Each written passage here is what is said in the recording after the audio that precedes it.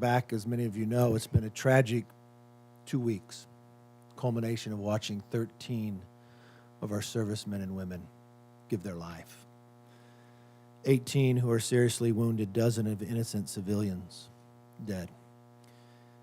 Yesterday, we saw the solemn scene of their bodies being returned.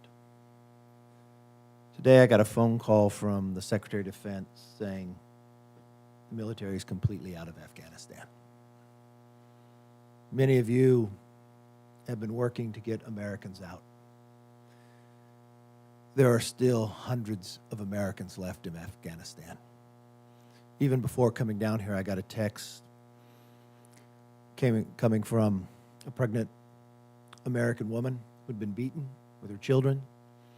She's back into her apartment. College kids trying to get out. To a mother with children, State Department told to go to the airport, not being able to. The decision by this administration to leave Americans there. My question to the Secretary was, what is the plan? What is the plan now to get Americans out? We'd asked Speaker Pelosi to bring us back in session. We are a co-equal branch. We have a responsibility of oversight. We have a responsibility of the thousands of constituents we represent for their voice to be heard. And this room consists mainly of veterans, those who have served their nation. And to everyone who has served, I want to thank you for coming to the call and doing what was asked of you. To the Gold Star families, who will always be in our prayers, they will not have died in vain. Congressman Gallagher has a bill we tried to bring up on the floor last week that you wouldn't set a political decided date. When that occurs, it's designed to have fatal national security consequences. That's exactly what we watched happen. What we need is a date to be determined once every American has left Afghanistan. That was voted down.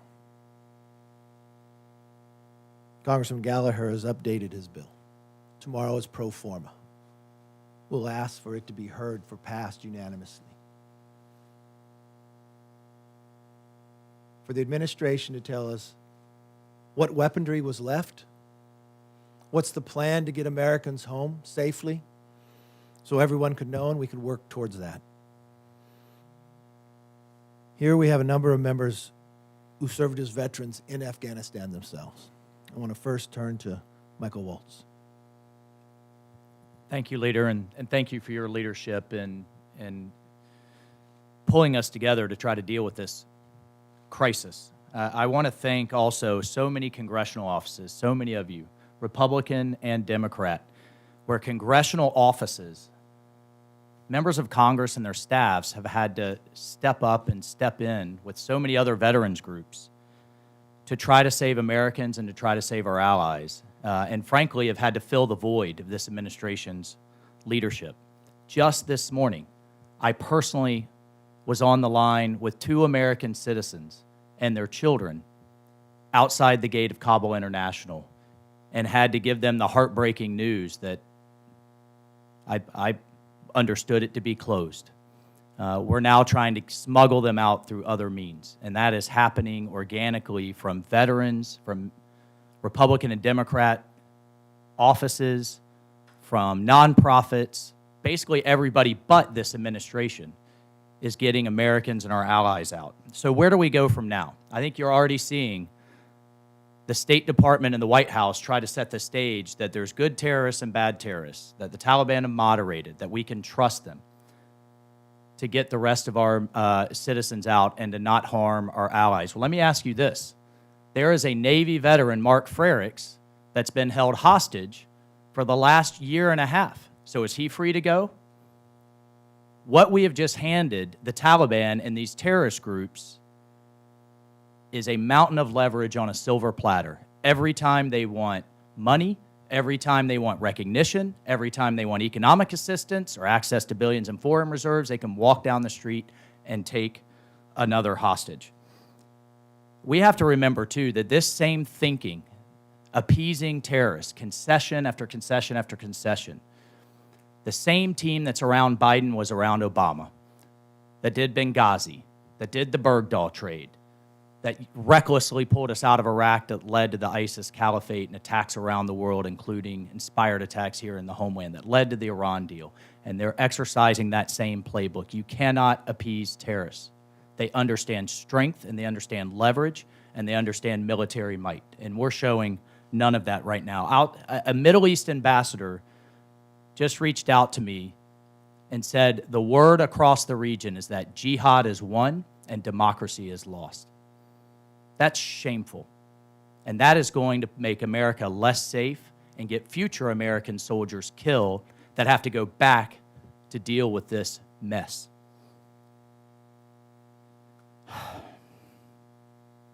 You know, if this administration isn't going to lead, then Congress will, and our veterans community will. We are going to step up, but it is absolutely shameful that future American blood, allied blood, and soldiers' blood are going to be on this administration's hands for this mess that they've created, this self-imposed disaster. Thank you, Leader, and I yield. I'd like to turn now to Afghan veteran Jim Banks.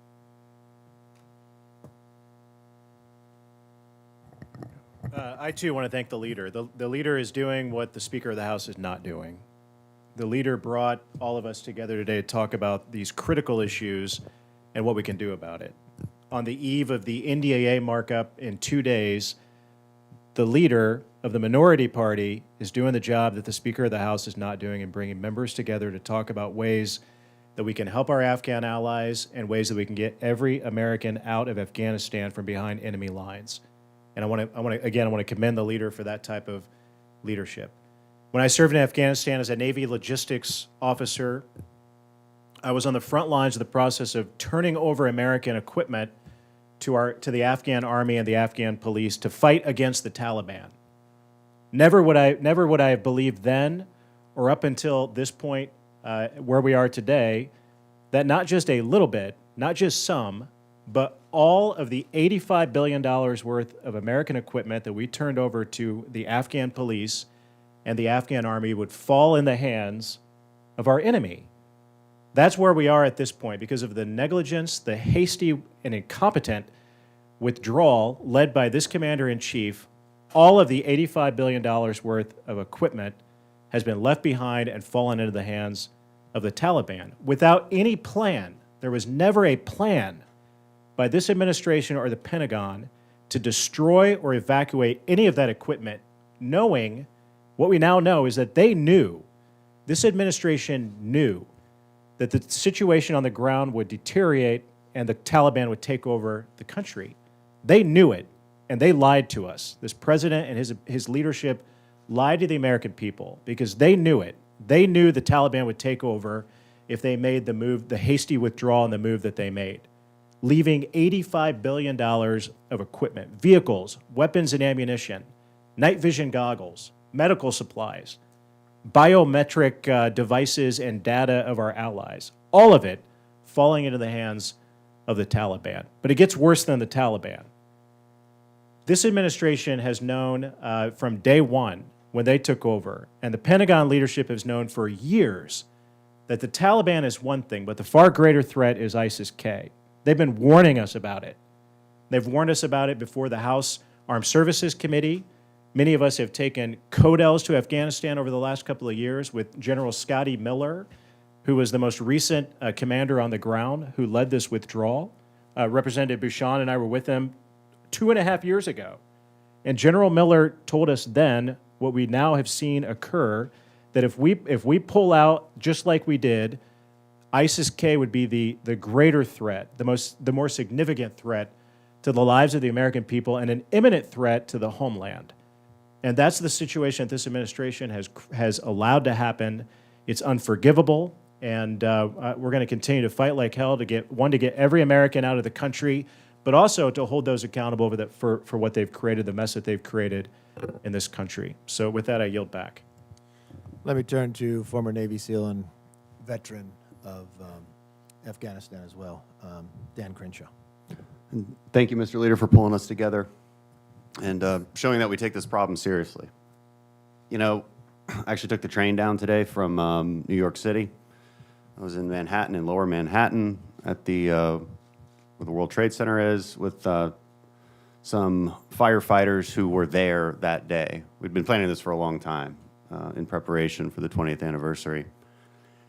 And it's important that people understand what guys like him, what Gold Star families, what veterans feel from all this. There's no elation that the quote-unquote war has ended. The war has not ended. They know, and especially Gold Star families. I had a meeting with a bunch of Gold Star families from the SEAL teams last week.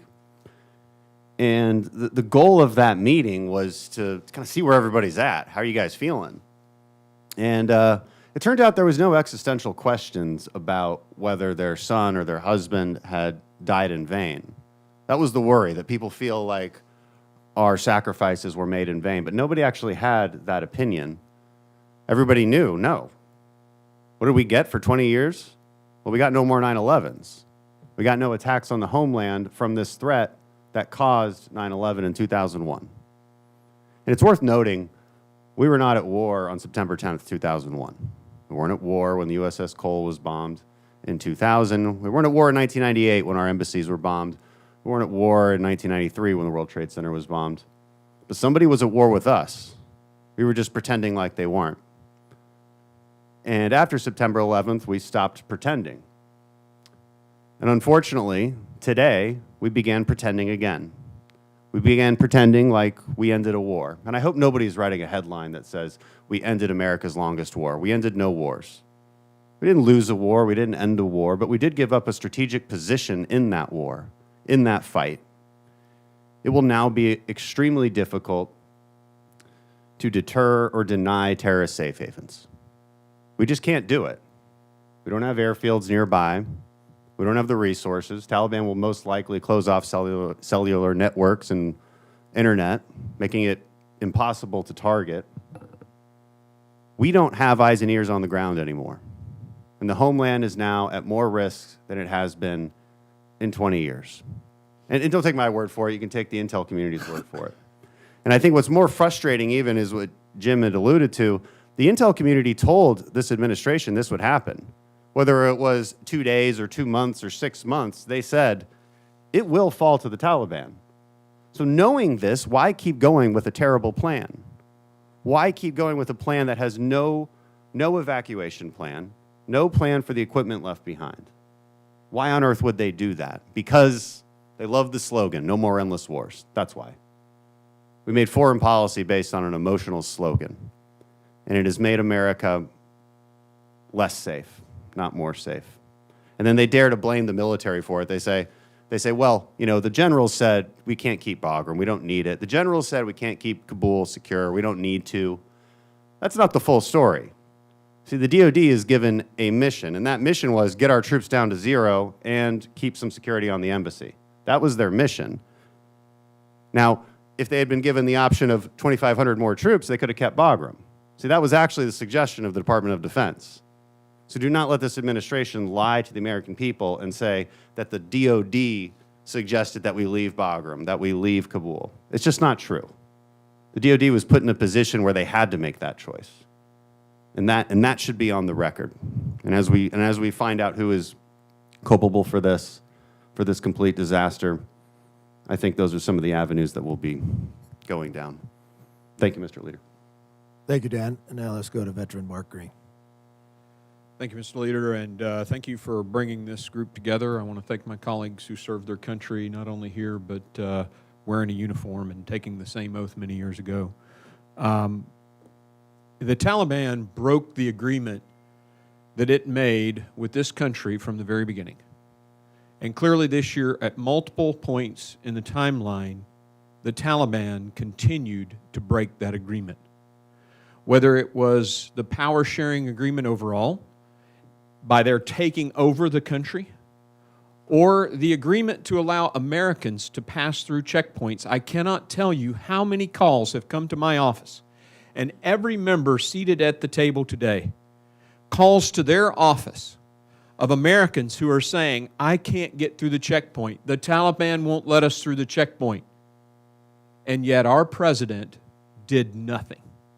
The military said when we called them, hey, are you capable of going out there and taking a checkpoint and making sure that Americans can get through? Yes, we have the capability to do that. Has the president authorized you to do that? No. And yet here they are contemplating, recognizing the Taliban as a government, as a state. Let the insanity of that sink in for just a second. You know, I'm reminded, and I don't want to be redundant, my colleagues have done a fantastic job sharing their thoughts, and I agree with everything they've said. I just want to bring us back to the War of 1812. Not very far from here, the British were coming up the Potomac River to burn Washington, D.C. And an American yelled out to the British leader who was, I believe it was an admiral who was bringing the force up the river, and he said, you know, if George Washington were still alive, you wouldn't get this far up the river. The British leader said, if George Washington were still alive, we wouldn't have even tried. Why has the Taliban broken agreement after agreement with this president? Because there's no leadership in Washington, D.C., in the White House right now. There's no leadership in the White House right now. And they're not burning down the White House, but they've certainly burned down the reputation of this great country with their failure to lead. And all of that, 100%, is on Joe Biden. I yield. Thank you, sir. This decision won't last just 7 days, it'll be decades. It has ramifications beyond just Afghanistan. We watch what China's now saying in Taiwan, what Russia says to the Baltics or Eastern Europe, or even the impression that our allies have, do they need a better relationship with China and others? But the heart of the worst part of what we have found is that never in my life did I ever believe an American administration would make a decision to leave Americans behind. Our own government told us just a few weeks ago there's probably 11,000 to 15,000 Americans there. Today they told us they've gotten 5,400 out. All of us have had emails, phone calls of Americans trying to get out for days. Frustration, the work, and being left there. I want to turn to one of our veterans that served in Afghanistan, sacrificed a great deal, Mr. Brian Mass.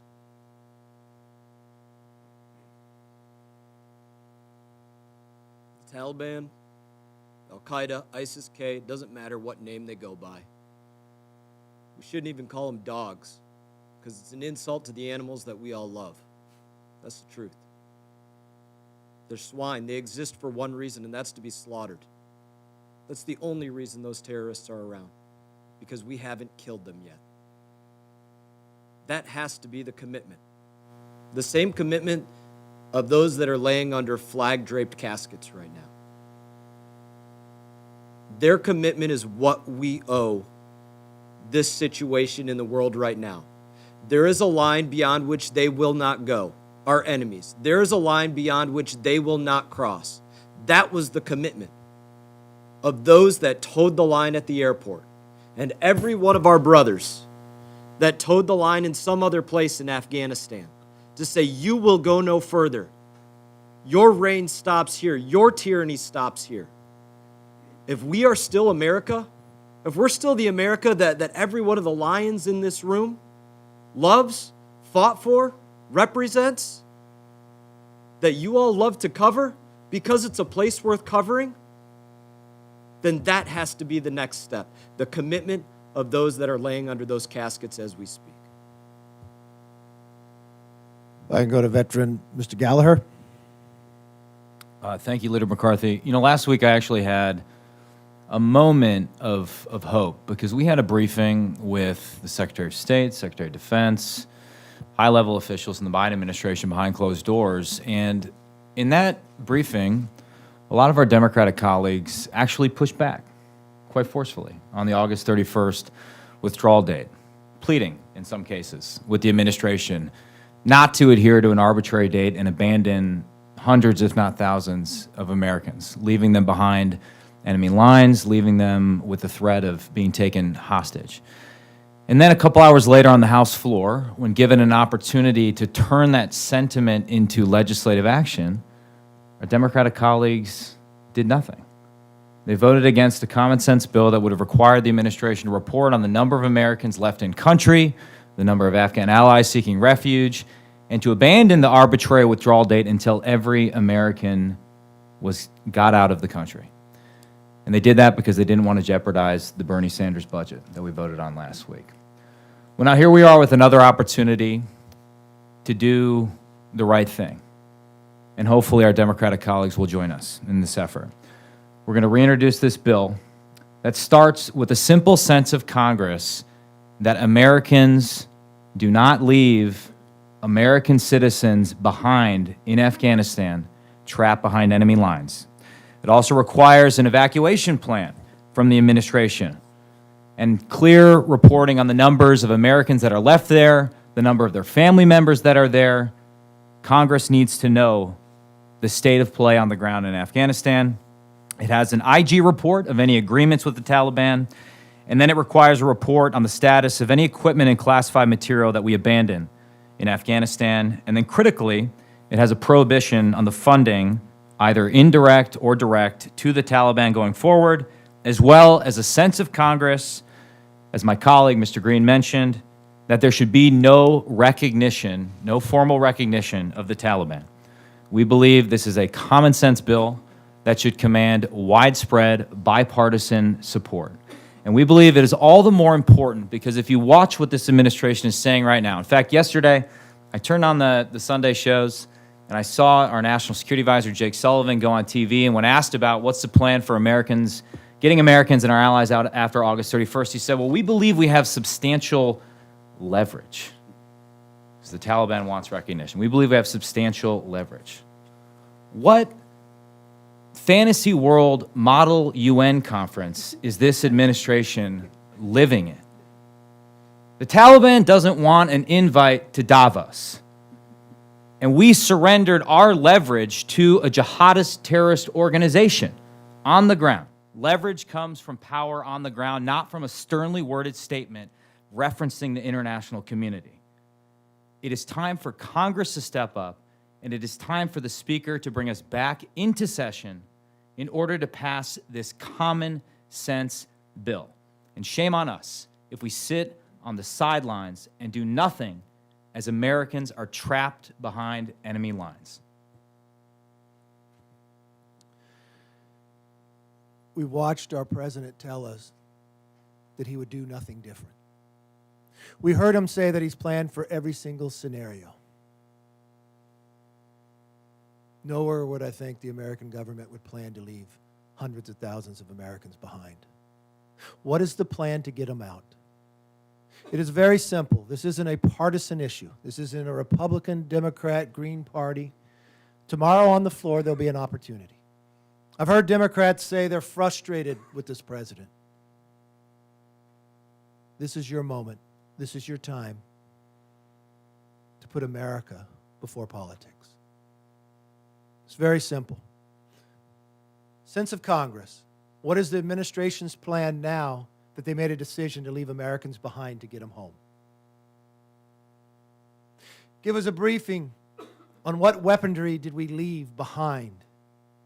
The reports are that Taliban now has more Black Hawk helicopters than Australia. Do not recognize the Taliban. Let's be very clear. ISIS-K, Al-Qaeda, and Taliban are all just fruit from the exact same tree. And no wad of cash delivered to the Taliban. I think that's what America expects from their elected officials. I think that's what America expects from this administration. That's simply what we're asking that's going to come to the floor tomorrow. The question will be, for those Democratic members, are they going to stand behind the action of the decision to leave Americans behind? Because we will not. we will not leave them behind. And we need a plan to get them out, and we need to have that voice tomorrow. With that, let's open it up for questions. Yes, sir. Eventually, would you possibly bring impeachment charges against the president? Look, right now you've got Americans sitting that were told to go to the airport. They're wondering, what are they supposed to do? Our only focus should be on that. As we continue to gather information, we learned just this weekend in a Washington Post article, I could not imagine that I'd ever think a government would say this, that the Taliban said they would stay out of Kabul. But someone in our government said no, that we only need the airport. We have 13 new Gold Star families. We have Americans left behind because of that decision. The idea that the president said no to the military so we could keep Bagram. Had you kept Bagram, you had not just had 2 runways, you had a prison of 5,000 terrorists with ISIS-K inside there that were released. Did they have anything to do with that bombing at that gate? Did they have anything to do with the missiles coming in? We don't know from our own Department of Defense who are those individuals of the terrorists they said they killed. Were those individuals in that prison? Why don't we know the names of them?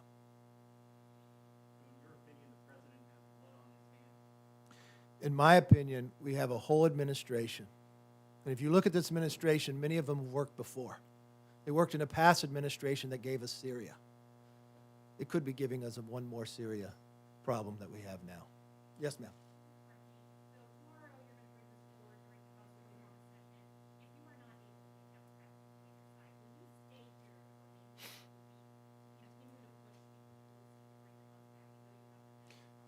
No, we have, we'll have Brian Mast's bill for a discharge petition. No, we'll go out across the country to build support. I will go to the Nixon Library to have a discussion with Robert O'Brien. Robert O'Brien served in a couple administrations. He was in charge of bringing hostages back. He was advising the past administration as well. We need more people to know what's going on. We need to go fan out across this nation and have more people join with us. So anyone's listening or watching now, we don't care of your party affiliation. We don't care if you dislike what we stand for. But I know you stand for America, and I know you stand with bringing these Americans home. Let's have a plan to do that. Let's take politics out of it. Kevin, Yes. can I comment? Yes, please. Here's what you're really asking. You know that it's so likely that Speaker Pelosi tomorrow, as we sit here on the eve of having that debate, or asking for a debate on that, asking to say a word about Afghanistan, that she will step up to that podium, bang her gavel, and say, I will not recognize you. I will not hear a word about Afghanistan. I do not want to listen to what's going on there. I do not want to pay attention to it. I do not want to conduct oversight about it. You know that it's that likely that that's what she will do, and that's why you're asking that question. That's the reality of the situation. That's where blood is on somebody's hands. The question will be, will Speaker Pelosi be willing to go and bang the gavel herself and to deny us? Or who will she select as the Democrat? And why would that person do it? Why would they deny the ability to have a plan to bring Americans home? Yes. No.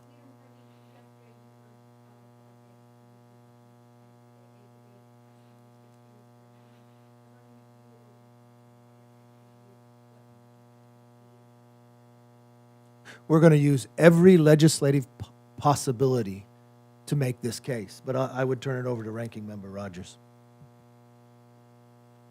Yeah, I'll just give you a flavor of some of the amendments. Right now, we have over 50 amendments filed by Republican members that are raising Afghanistan. We want to find out what happened to the equipment that was left behind, what was left behind. We want to know why specifically Bagram was abandoned. I know what it is, but we want to see it in record that it was the administration that decided we were going to reduce down to 600 troops. And we had the mission given by the State Department to protect the embassy and the Kabul airport. You can't do both air bases with 600 people. So the president and his State Department drove that decision, not the military. We created a $250 million counterterrorism fund. We want to know what the security impacts are for letting the ISIS-K terrorists out. We go we force the department to brief us on a regular basis on the groups that will form because of this withdrawal. There's a whole series of them. Literally 50 right now, and it's still 2 days away. There's going to be a vigorous debate in the NDAA. And here's what I would challenge all of you to do. This NDA is going to pass out probably Thursday morning with bipartisan support, with a significant $25 billion increase over and above what the president asked for, over inflation, which is a great, healthy spending amount. It's scheduled by the Democrats to go to the floor on August 20th. I dare her to, September 20th, I dare her to bump this for the socialist spending programs that she's wanting to be busy September with. We need to be debating this bill in September, not her infrastructure bill.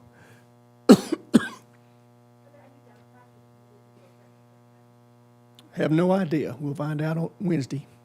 You know, there are other countries that had their citizens there, and they called their legislative bodies back. The UK called the parliament. We were called back last week, but only to pass almost $5 trillion, not one of it going to help any American getting out of Afghanistan. This is a moment in time that I think the world will be watching tomorrow in Congress. Will they bring up Gallagher's bill? Yes.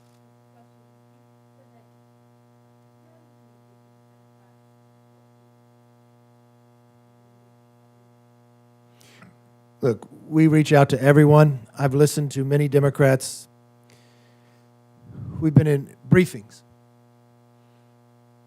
And there are veterans on both sides of the aisle. Not one of them is happy with what they've watched this administration do. I've watched Democrats that are veterans, that are members of Congress, question this administration as hard as we have, because of the lies that they've been told at the same time. That the people that they served with there, that are being left behind. I know what's in their hearts. The question will be, what's in their will? Will they defy the Speaker to stand up for the Americans who are left behind? I've watched him in a closed, classified session say the things they would say. I applauded him. I cheered him. I asked for more time so more Democrats could talk. But the Democratic leadership wouldn't allow it and banged the gavel down. I know, given an opportunity to vote, it would overwhelmingly pass. Without a doubt, yes.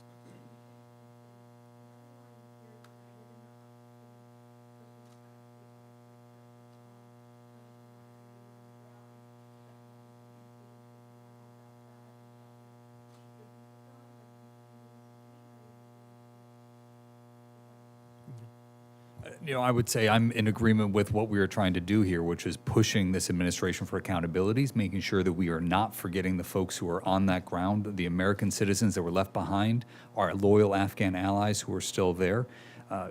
It is hard for me to compose how I feel right now because this has been such a crushing blow to those of us who believed in what we were trying to do overseas. The position that we put the men and women on the ground at Hamid Karzai International Airport is disgraceful. It's an embarrassment to this country. They were put in that impossible position. I changed my mind because of the impossible position they were in that left them no choice, but they should have never been in there for the first place. The leadership failures are legion within this administration, and we are here to press for accountability and to make sure this never happens again. Remember, this decision was decided purely for a political date designed for a photo op. When that is the case, you're going to have casualties on a national stage. And that's what we just watched. There is a moment in time that had this president listened to his military, there'd still be the terrorist prisoners inside Bagram. We'd be getting every single American out. The military would not have left before the Americans. It would be a different scenario. And for a president who thinks they would do no different, he's wrong. Every crisis he has faced so far in this administration, he has failed. We don't want him to fail at this one, because if he does, Americans will die. Mr. Leader, if I could answer the question that Yes. should have been asked, if you don't mind. Since they have left, the last aircraft has taken off, we're really not asking the question any longer about the 31st because on 30th they were gone. What we're really asking, and I'd love it if you'd ask that question, is do all of us support the principle that the United States has had for 240 years of not a millions for defense, not a penny for tribute. We want our people out without paying tribute. Do we all support whatever means it takes to get our Americans out without paying tribute? Ask that question and see what answer you get. It's very simple. The bill. What is the plan to bring Americans home? Thank you, and we hope you're there tomorrow, and we hope this bill passes.